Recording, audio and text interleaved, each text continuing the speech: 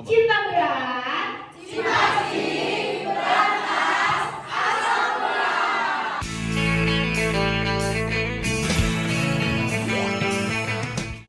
Asam urat adalah hasil akhir dari pemecahan suatu zat yang bernama purin. Zat purin ini adalah zat alami yang merupakan salah satu kelompok struktur kimia pembentuk DNA dan RNA. Ada dua sumber utama purin, yaitu purin yang diproduksi sendiri oleh tubuh dan purin yang didapatkan dari asupan makanan seperti tanaman atau hewan. Asam urat sebenarnya memiliki fungsi dalam tubuh, yaitu sebagai antioksidan dan bermanfaat dalam regenerasi sel. Asam urat disebabkan oleh banyaknya purin yang masuk ke dalam tubuh. Contoh makanan yang mengandung tinggi purin adalah jeroan, ikan teri, makarel, sarden, kerang, dan juga minuman beralkohol. Dalam sistem pencernaan, purin nantinya akan dipecah menjadi asam urat. Saat melebihi batas normal, kondisi tersebut dapat menyebabkan penumpukan asam urat atau biasa disebut dengan hiperurisemia. Asam urat seringkali membentuk kristal, terutama di persendian. Kristalnya biasanya berbentuk jarum. Makanya, penderita asam urat akan merasa nyeri pada persendian. Itulah yang dinamakan dengan penyakit asam urat.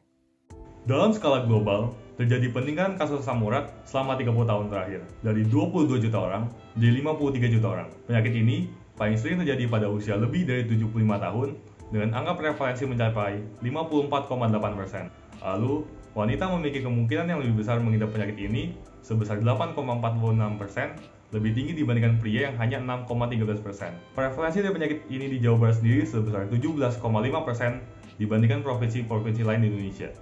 Faktor resiko asam urat atau gout diantaranya penyakit komorbid yaitu penyakit jantung, diabetes mellitus, penggunaan diuretik yaitu loop dan thiazid, peningkatan kadar trigliserida dan kolesterol, hiperurisemia, menopause, kegemukan, penyakit ginjal termasuk insufiensi ginjal dan penyakit ginjal kronis. Selanjutnya ada faktor demografi yaitu kelompok etnis tertentu termasuk penduduk asli Taiwan, penduduk Kepulauan Pasifik dan Mauri Selandia Baru tinggal di negara-negara berpenghasilan tinggi, khususnya Amerika Utara dan Eropa Barat. Selanjutnya ada jenis kelamin laki-laki, yaitu insiden 2-6 kali lebih tinggi dibandingkan perempuan.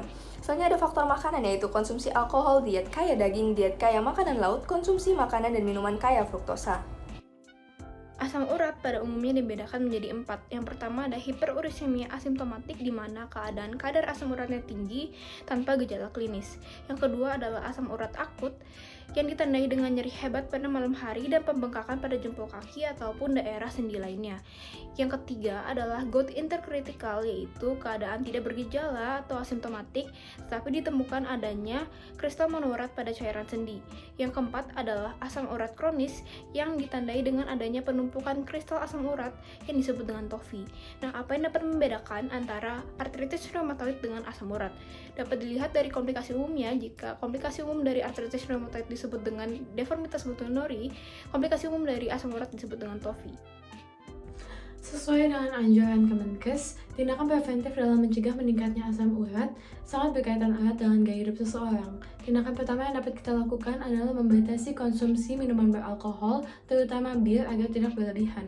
Yang kedua adalah tidak mengonsumsi minuman bersoda yang sudah ditambahkan gula ataupun jus buah yang kaya akan fruktosa.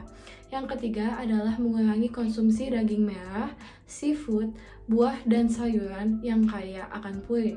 Yang terakhir adalah meningkatkan konsumsi produk susu, asupan folat, dan juga konsumsi kopi secukupnya, sehingga dapat menuruni resiko terkenanya asam urat. Untuk pengobatannya sendiri terbagi menjadi 2, ada non-farmako dan juga ada farmako. Untuk non-farmakonya sendiri itu bisa dengan memperbanyak konsumsi makanan rendah lemak dan juga sumber protein vegetarian seperti tahu, tempe, kacang hijau, dan juga susu kedelai.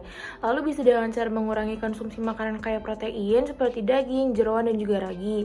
Lalu bisa dengan banyak mengonsumsi cairan yang cukup untuk perharinya, yaitu sebanyak 2 liter.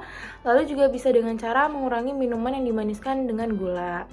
Lalu untuk farmakonya sendiri itu dengan menggunakan obat antiinflamasi non-steroid atau NSAID dan juga dengan glukokortikoid.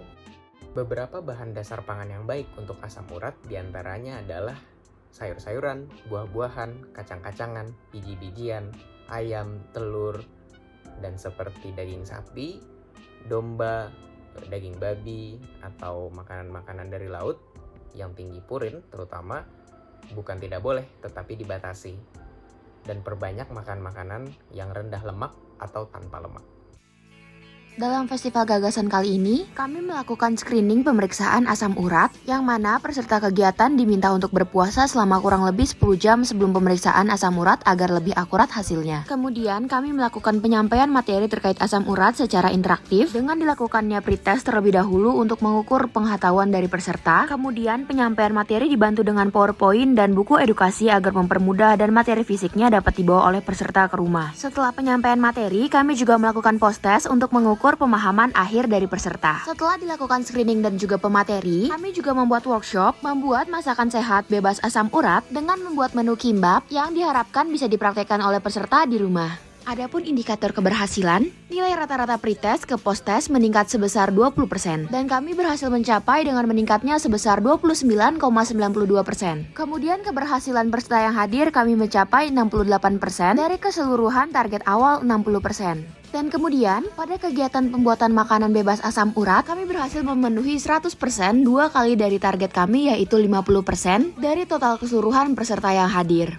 Adapun hasil pemeriksaan asam urat yang kami dapatkan, dari total 34 warga yang diperiksa, terdapat 5 orang yang memiliki kadar asam urat di atas normal yang terjadi pada usia 28 tahun, 53 tahun, 65 tahun, 72 tahun, dan juga 78 tahun. Maka dari itu, dengan kegiatan ini, kami berharap dapat meminimalisir terjadinya peningkatan asam urat setiap tahunnya, dengan edukasi meningkatkan kesadaran masyarakat dalam ikut serta berperan dalam menanggulangi penyebaran asam urat.